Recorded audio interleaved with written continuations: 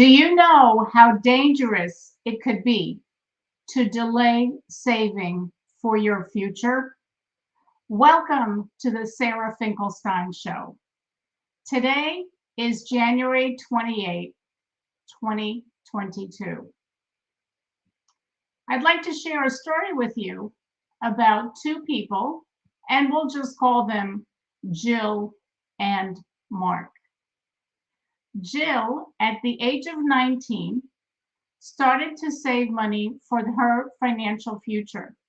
And what she did was she put away $2,000 a year up until the age of 26. So she put in a total of 8 years, 2,000 a year, for a total of $16,000. By the time she reached the age of 65, her $16,000 savings had grown to just a little over $1 million. And it was $1,035,160 to be exact. Now, her friend Mark did not start saving until he was 27 because some things happened along the way and he just couldn't swing it. But he did start, which is good, at the age of 27, and he also saved $2,000 a year. But he saved for 39 years. So he saved a total of $78,000. And at the age of 65, he ended up with about $883,000. And the exact figure is $883,185. So how much did he put in total? Well, he put in 78,000. That's my hubby Paul. He put in 78,000 over the course of 39 years. And his friend Jill only put in 16,000 and then she stopped.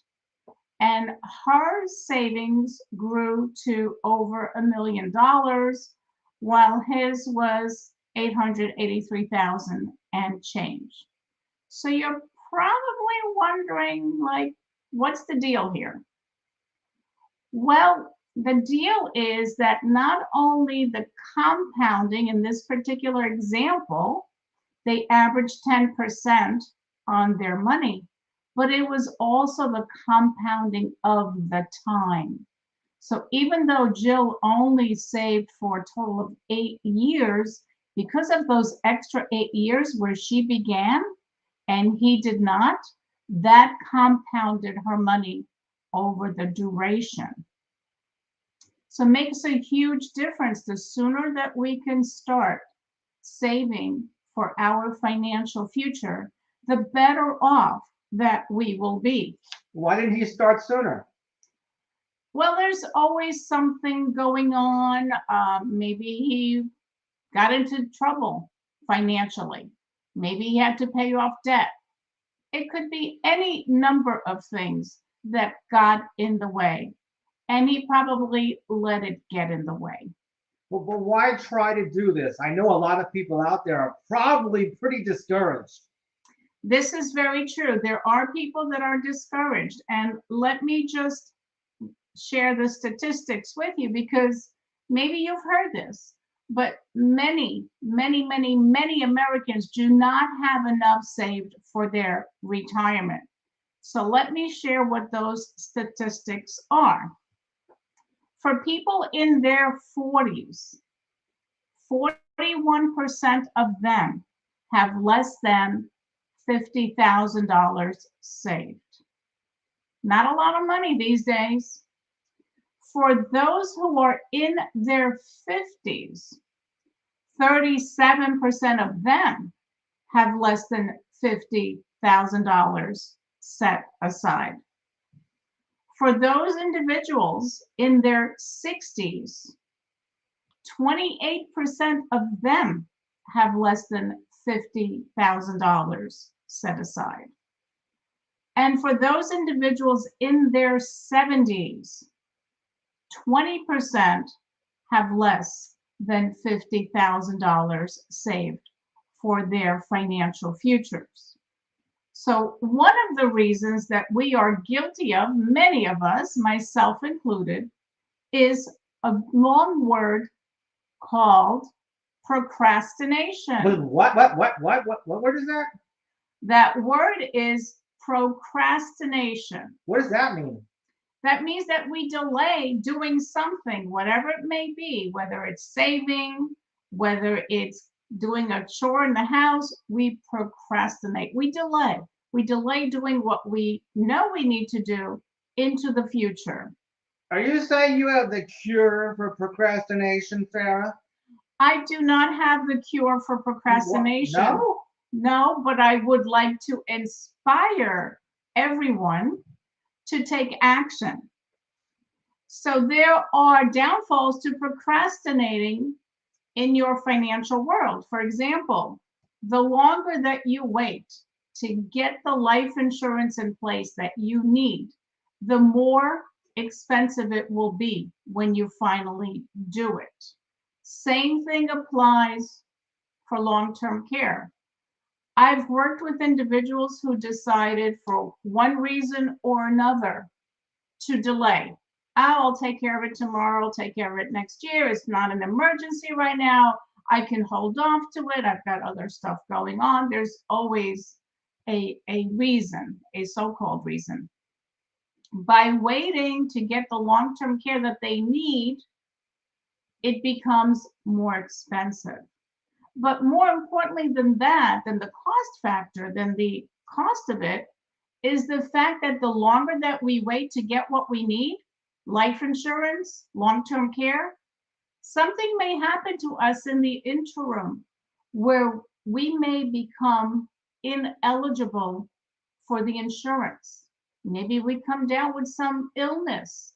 Maybe that particular illness has a waiting period before the insurance company is willing to take us on as a risk.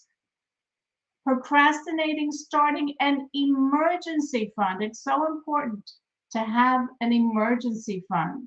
Why? Because if you don't have an emergency fund and you do have an emergency, how will you pay for it? A lot of people turn to credit cards, and some people turn to their existing 401k and take a withdrawal and get hit with penalties and taxes on the money that's supposed to be growing for their retirement years, their financial future. So I would like to inspire everybody listening, set a goal. It doesn't matter what the amount is that you decide to save. It could be just $100 a month. It could be $200 a month. Whatever is comfortable for you, just set a goal and get started. The sooner you start, the better off you will be. And the sooner you start, the more your future self will thank you for taking action. Sarah, I heard you say that with procrastination, though, there are some things that we can't go back and fix. It's just not possible. Like, for instance, that life insurance question. And if I miss the mark on the age and I cannot qualify due to some unfortunate health reason, then that procrastination is extremely dangerous, and I might not be able to get life insurance. That's probably true, right? That is very, very true. Absolutely. So don't delay what you know you need to do right now, today. Most Americans know that they need more life insurance coverage. They know it. They just need somebody to ask them and inspire them to move forward to get what they need in place. And if you're out there and you have young children that you're raising, they're depending on you to make sure that they have what they need. College tuition is not cheap, and it's not getting any cheaper. That is why it's so important to have a plan in place. Discipline yourself and stick to it. So there is hope for the 40-year-old, 50-year-old, and even 60-year-old to plan some kind of efficient retirement savings. Absolutely. There's always hope. The sooner the better is good to get started. Don't feel discouraged if you don't have enough saved for your retirement, if you don't have what you think you should have by now. The important thing is move forward, put a plan in place, get it done, and that's what I hope to inspire you to do. Thanks so much, Sarah, for going through my questions. I feel a lot better. Wonderful. And just keep in mind, you can retire. You just need to take steps along the way to make it happen.